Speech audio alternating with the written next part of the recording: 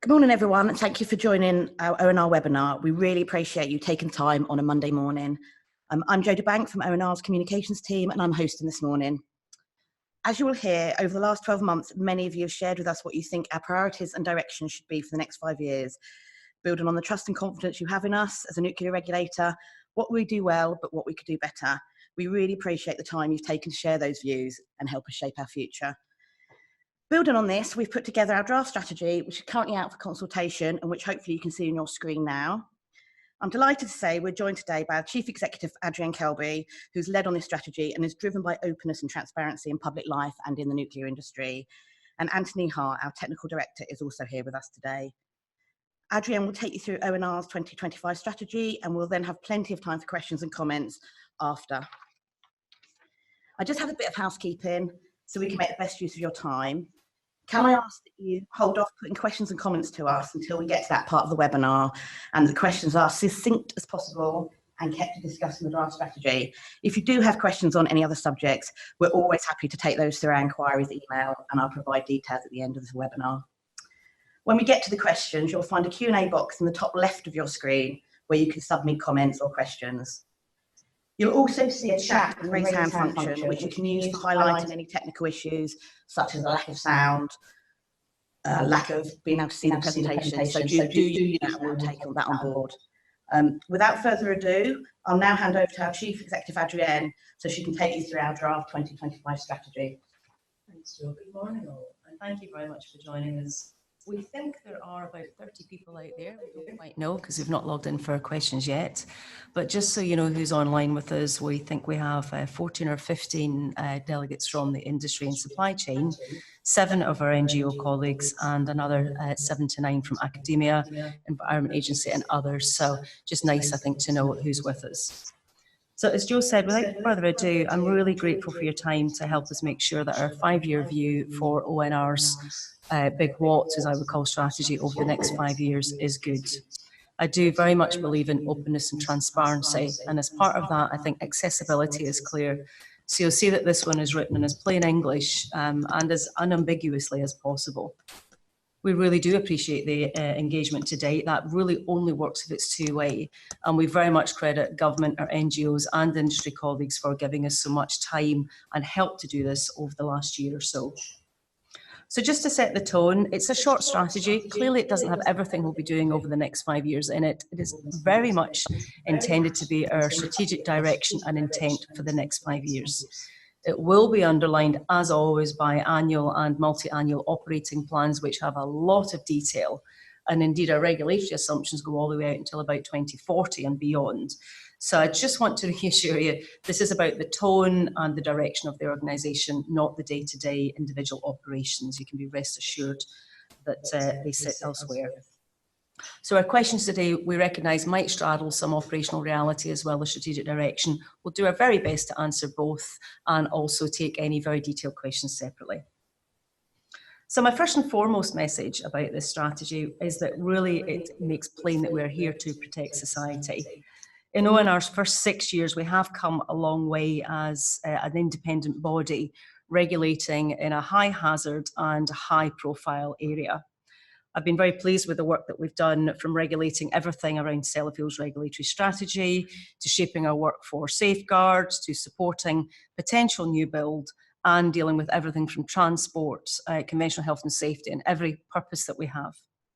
But I do see that the organisation can continue and should continue to shift in terms of its public perception in being as open and transparent as accessible. And I believe we should be one of the most, if not the most, transparent regulator in the world.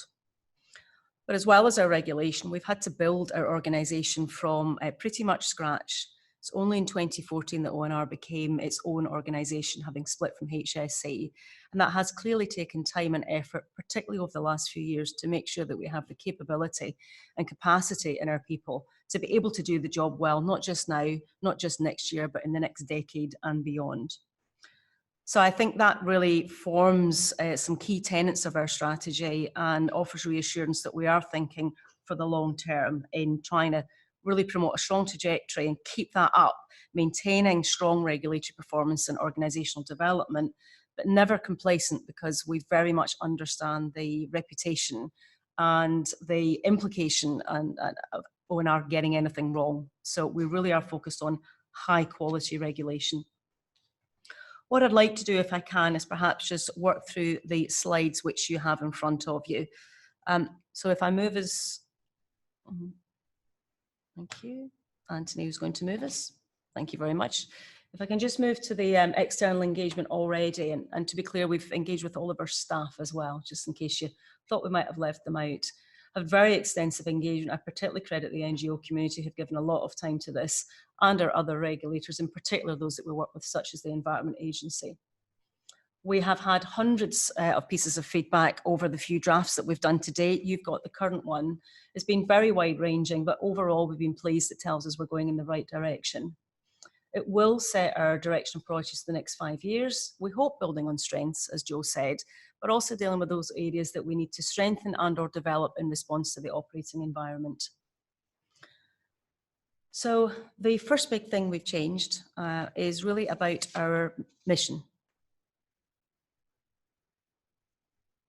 You'll see in these slides, we've put the old version down in italics and the new version up just to make it easy so you don't have to compare two bits of paper and two different reports. But we've moved very much to being, I think correctly, purpose-focused, that our big mission, our big why, the reason that all of my staff come to work is to protect society. And when we speak about by securing safe nuclear operations, we want to be very clear that is at all stages of the life cycle, whether it's a so-called paper reactor in JDA, right the way through to the very last day of decommissioning. And that also includes ensuring that any operations which are not safe simply do not operate. So this is quite a big shift from us from perhaps a more process industry-focused mission in the last version up to putting society first. And we believe it's absolutely the right thing to do. We've also changed our vision. Again, we haven't changed this quite as much. We clearly still want to be exemplary and we want to inspire respect, trust and confidence.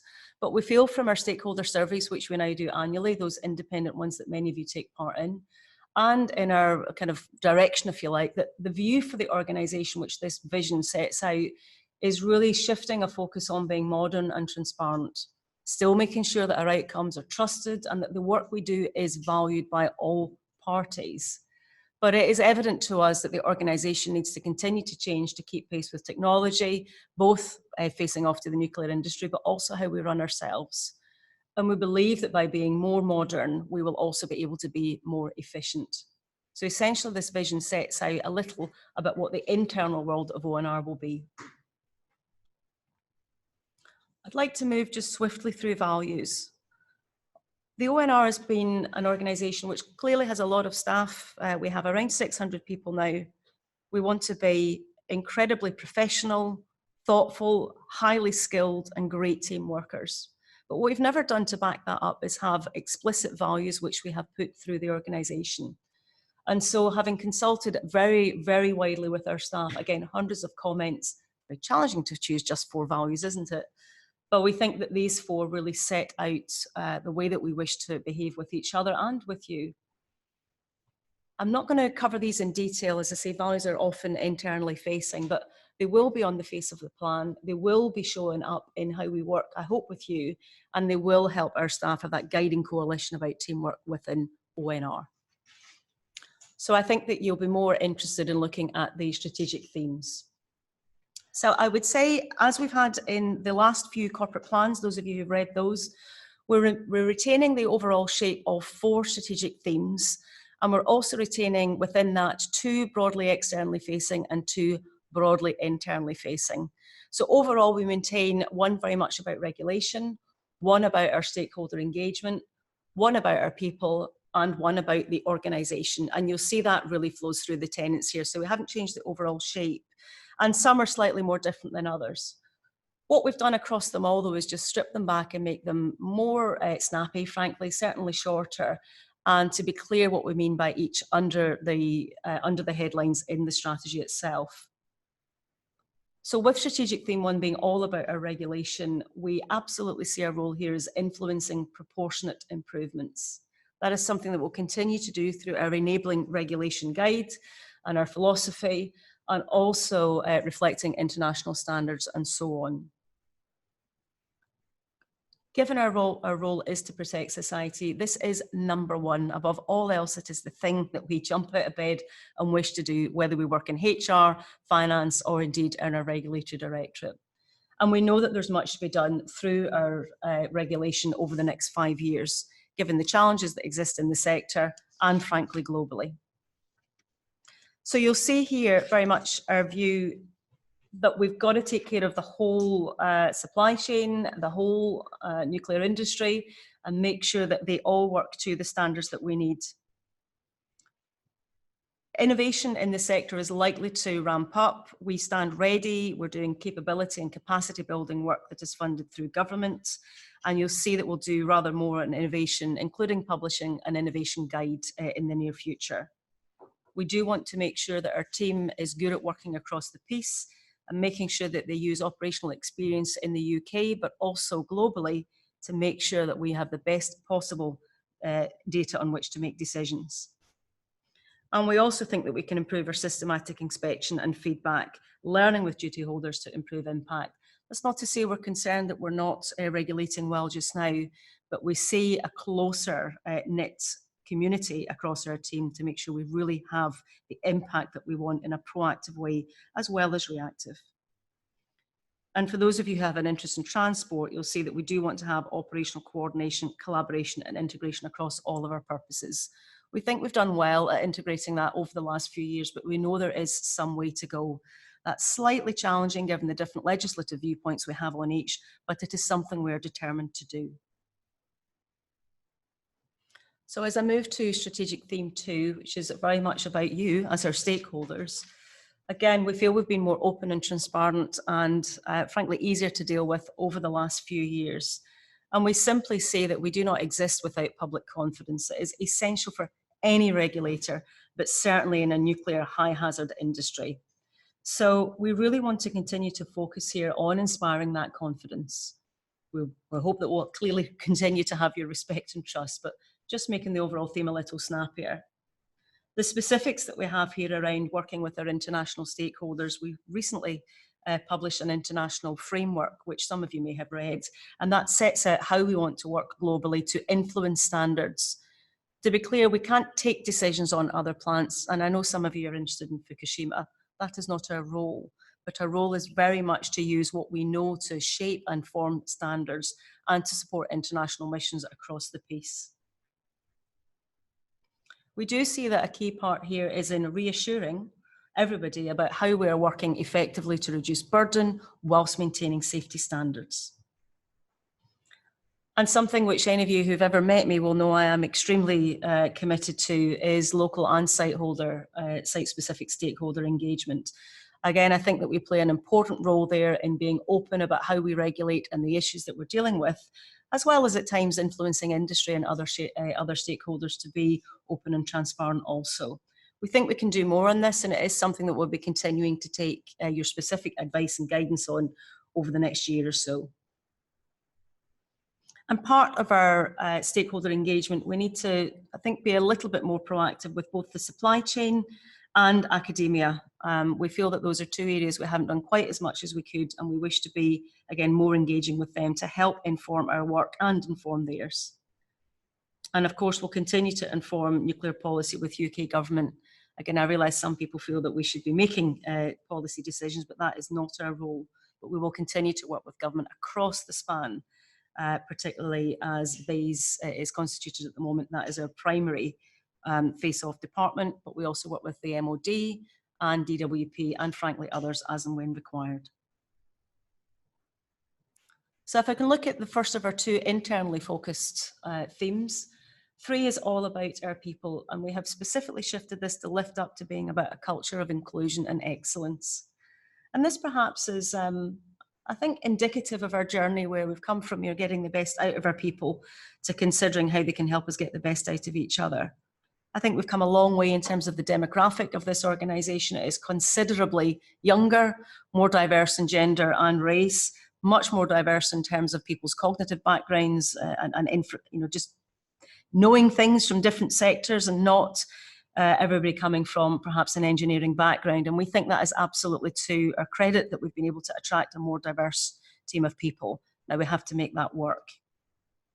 And I also credit the team for signing up an ONR Academy a few years ago to absolutely help us deal with what used to be called a kind of ticking demographic. We're not seeing that in ONR now. We're over the worst of that, frankly, 4 years ago.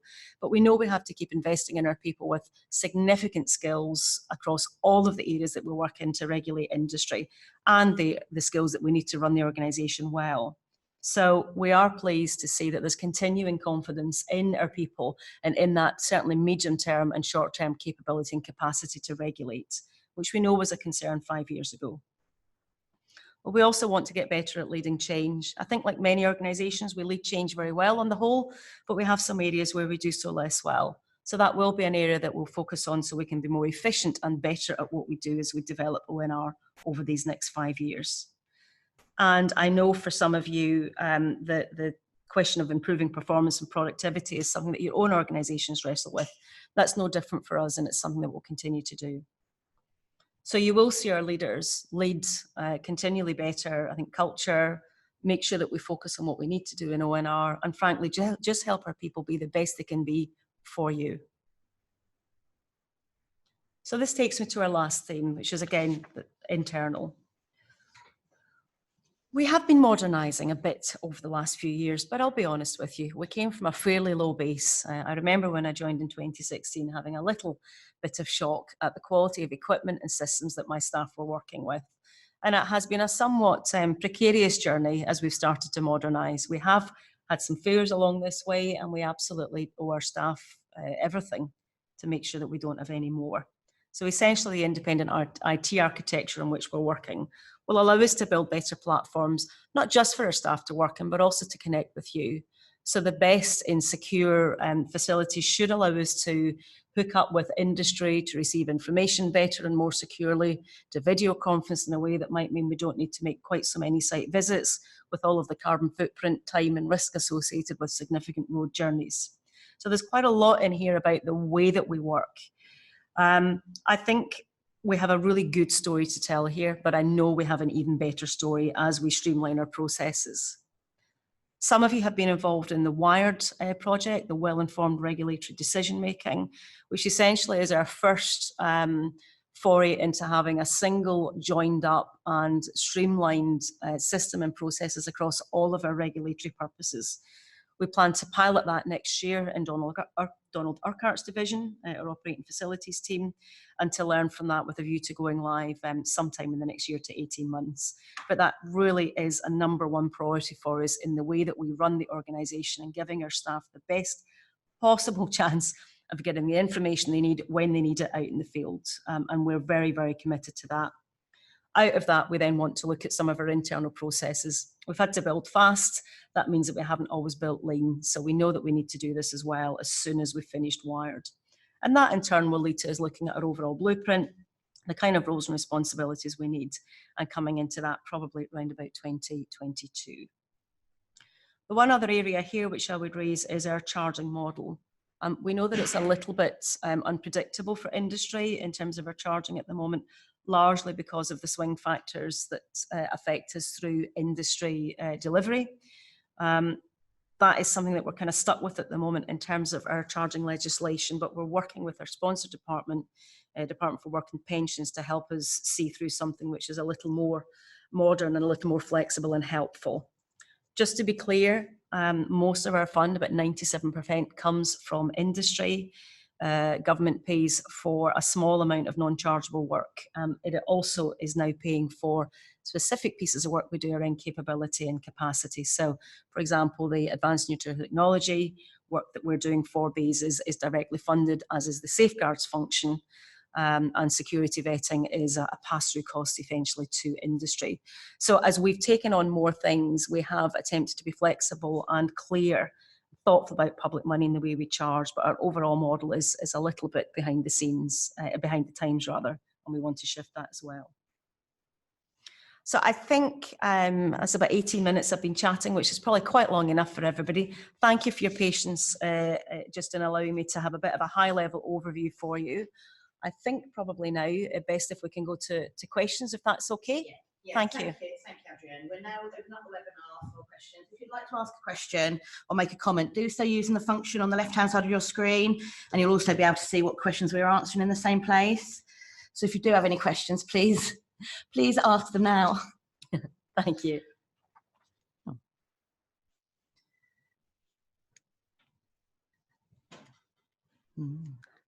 I'm just checking, there's no questions coming up, so I'm just checking you can see it. While we're here though, I'll just say then the webinar is available online, so do point anyone who couldn't make it this morning to our YouTube channel, which you can see all our webinars as well. So if you've missed previous ones, you can see them. But yeah, please do. This is a chance to ask some questions, so please do. What I could do, just as we're looking at that, we had a few kindly souls who sent some questions in up front. I think Tim, I'm hoping Tim is with us in line, Tim Shackleton from GE Healthcare Limited, who was asking that we specifically take note of licensees that would like to exit industry in the short term, and by that he was helpful in saying less than 10 years. So, you know, I think, Tim, on that is absolutely our intent that we are clear about those who wish to exit industry and indeed in decommissioning. But we can see from the text that it might actually not be as clear as we mean it to be, and thank you for your comment on this. So where we have on page 2, in our third bullet, a commitment to long-term importance of decommissioning. Clearly, decommissioning as a whole is a long-term focus for any regulator involved in this. But we think what we can do is just be a little bit clearer in here about our enabling regulation approach, and specifically it covering short as well as the longer term priorities. So thank you for showing that. We can see how it might not read quite as we intended, and that's incredibly helpful to show us. So we will reflect something a little bit different in the strategy. Just to put your mind at rest, the operational plan behind this, especially for a regulatory directorate, is absolutely populated and clear on this. So thank you for just allowing us to kind of correct, if you like, the wording on that. Thanks, Adriènne. We have a question from Jamie Towns, who I believe is at Bristol University, who's asked, you highlighted the relatively small slice of funding that comes directly from government. Is there a need for ONR to get more funding for independent research, given the changing nuclear technology landscape? Okay, so thank you, Jamie, for that. Actually, our research is paid for by governments, so we can understand the sense that we continue to have to undertake independent research to complement that of others. And in fact, Katie from Stop Hinkley the other day was sharing some good research that we're tying into. So we also get research shared from many different places. But I'm very fortunate to be joined by our research sponsor, which is actually Anthony, as our technical director. So would you like to say a bit about research and how you feel the funding is on that, Anthony? Okay, so the vast majority of our research is funded from the industry. We don't commission research that will further the industry. We have to stay as an independent regulator, but we do particularly commission research that aids our regulatory decisions, so in areas like graphite. Then the licensees that who we're regulating on those areas, we charge back to those licensees to fund that research. So whenever there's a need for us to commission any research, there's always a ready route. It's to do with the regulation and the licensees that are going to be regulated through that. Thanks, Anthony. We also have a question from Pete. I think that's probably Pete Wilkinson. If the ONR is open to inputs from NGOs and others, can you say which inputs you've accepted from NGOs? And also a question about particular 10 points, but I think quite a lot of people won't know what they are. But if you could give us a bit on which inputs you've accepted from NGOs and the work you plan to do as well. So, hi Pete, I don't think we've met on this. I've been at the NGO forum for 4 years since I joined here. And I mean, frankly, throughout it, there have been some extremely helpful points.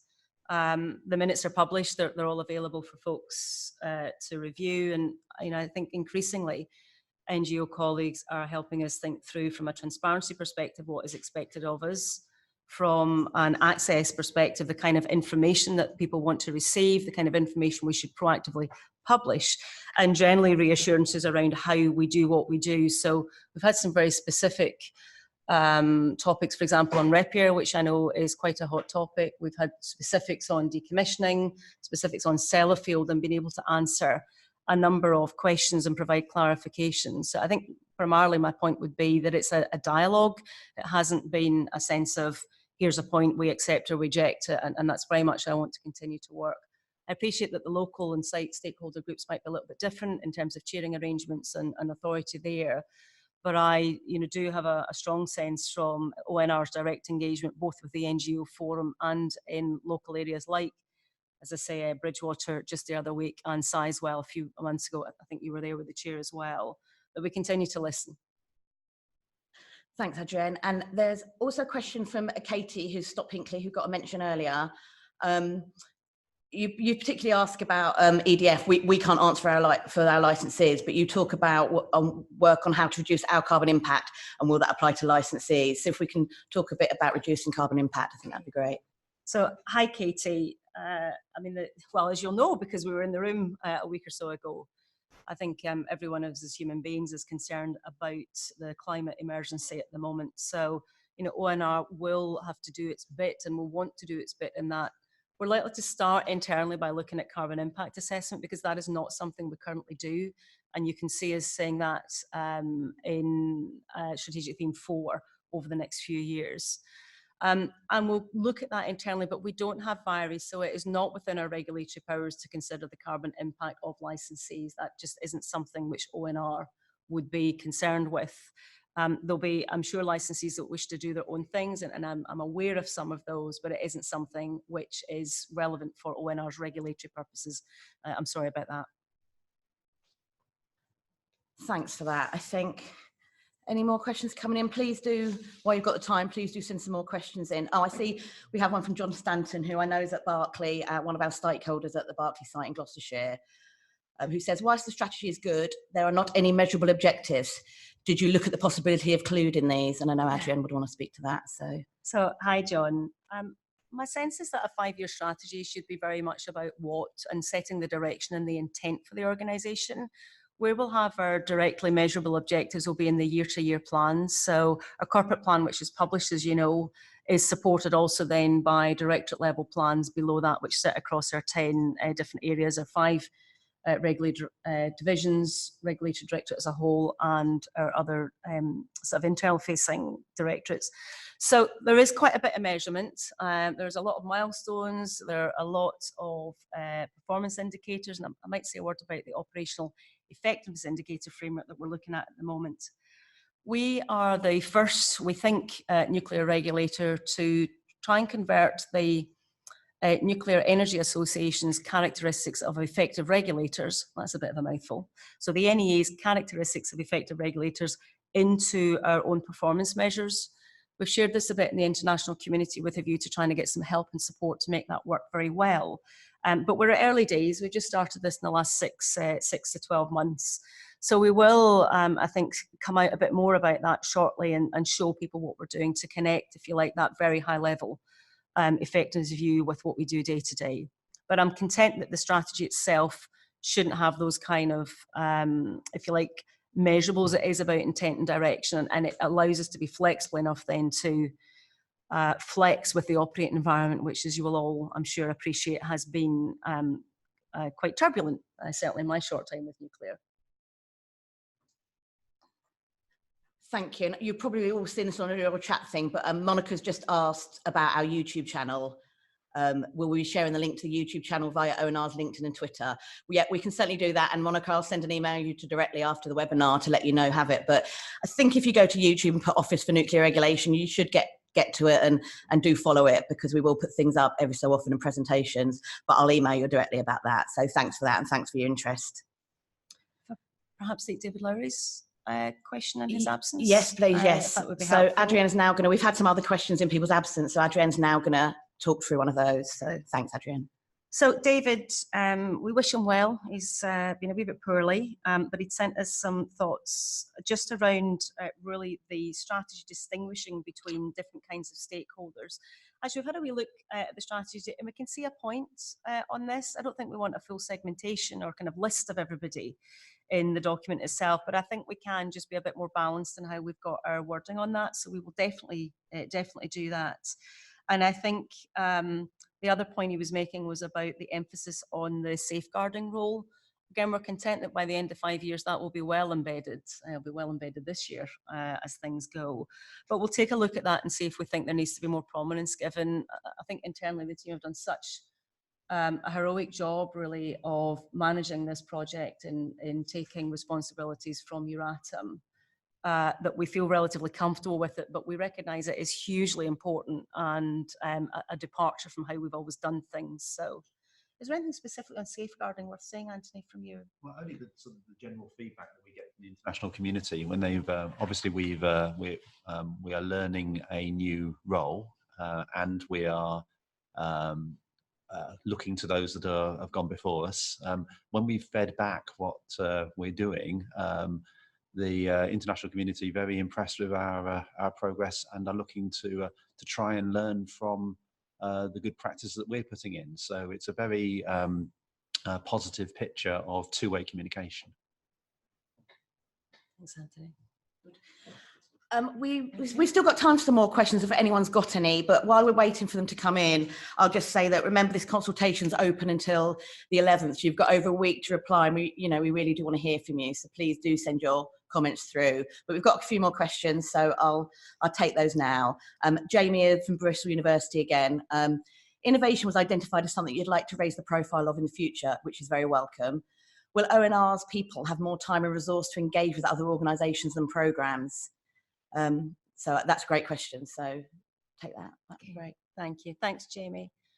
Yes, in a nutshell, we already have a team that's led by Steve Frost in the organisation who've been looking at this, really trying to get, as I said earlier, inspiration and information from all across, not just the nuclear sector, but other sectors as well. It is a fascinating area and one where we think the industry will respond to right through the supply chain. And we've seen it, frankly, we've seen some changes, for example, in Sellafield, where ROVs, put into ponds, which is a significant step forward in avoiding humans coming into contact with material that they really don't need to. So, I mean, that's, I think, the thin end of what will be a very thick wedge. We can see that this would be everything from decommissioning, to brand new build potentially. Our job is to take the best possible experience from this and other sectors and learn how to regulate it. Governments recognise this, and as I said earlier, we've been trying to work a bit differently around funding. So we also have funds specifically from BEIS to help us look at innovation, and we're grateful for that because that gives us dedicated time and resource to make sure that we can be on top of our game on this as, and fit to obviously regulate whatever industry comes up with. I hope that answers that question for Jamie. Thanks very much. Any more questions? We've got a few more minutes for more questions, so do put them in as you can. I'm happy to take Katie's. Are you okay? Yeah, that's fine. So we do have just see that popped up there. A question from Katie again. Is just to follow up on the last question. So James Bevan of the Environment Agency, sorry, said they were working with industry, farmers, and energy sector to reduce or eliminate CO2 output. Do you think the nuclear industry could be falling between two stools, the ONR and the EA? I think it's less about falling between two stools, Katie, and simply government being clear about where it wants to, if you like, monitor and tackle climate change. As I said earlier, I know a number of the nuclear sector, big players are working on this. I'm quite conscious, I think it was EDF I heard the other day making some statements, but to be clear, ONR does not have boundaries in this area. I'm not aware of any sense that we should, change this. And I just go back that ONR's prime focus and locus in this is safety and security. I recognise there is a bigger strategic question about having a planet to keep safe and secure through climate change, but that really isn't something for ONR, and I couldn't comment quite on what EA is doing. I don't have a specific view on EA's view with nuclear. I'm looking at Anthony, who usually knows all this stuff. I mean, it's a big part of the Environment Agency's wider strategy, and they are, for obvious reasons, trying to be a lead in government on their own carbon neutral policies. But specifically what they're doing in regard to the industry, I couldn't comment. Thanks very much. And can take Mike Taylor's question. So we another question that came through via correspondence rather than today. So that's from Mike Taylor at Sizewell. So Mike had raised a slight concern, I think, that in the mission statement about securing safe operations, maybe there should be a further comment about what happens if we can't secure those safe operations. And he gave Hunterston a specific example. So just to be clear, in securing safe operations, that for us clearly signals that if it's not safe, then it doesn't operate. So I'm comfortable with the wording we have on the face of the mission. But I do think we can be perhaps a little more explicit. We know what we mean by this, but I think it's a fair point. So in strategic theme 1, we'll have a look at strengthening that just to give assurance. Now, I know, particularly in Hunterston, there have been a lot of engagements. There's been a lot of very detailed engagement, actually, locally and nationally there. So I hope that we would always be as transparent, as open, you know, as frankly able to answer any question about what we're doing alongside industry and alongside other regulators. But I can see that could be a bit sharper in the strategy. So thank you very much to Mike just for flagging what might look like a blind spot there. He raised also another point around international best practice, saying this does not appear to be happening in Japan, where pressure must be brought to bear for ensuring the safety of residents and visitors to Fukushima. So to be clear, our role is in promoting, you know, safe operations and promoting standards. In fact, Dr. Anthony Hart, I should give you your Sunday name, shouldn't I, really, Anthony? You know, is our lead on standards and is actually very well versed in Fukushima. So is that something that you could speak to, Anthony? Well, I think so we regulate the UK, but we do take our international responsibilities seriously. We are a major regulator on the international stage, and we take part in various international initiatives, like, for example, the IRRS missions. These are missions run by the IEA to try and improve standards in different nations. The UK received its IRRS mission earlier this year. So we've just participated in the IRRS mission to Japan. That was last month. And we will,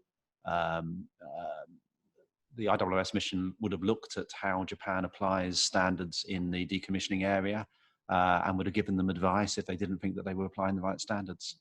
And that was Mina Golsham, who is, you know, pretty much recognised as an expert in this. She runs our Sellafield decommissioning and waste division. So Mina was out there for over a week contributing to that review.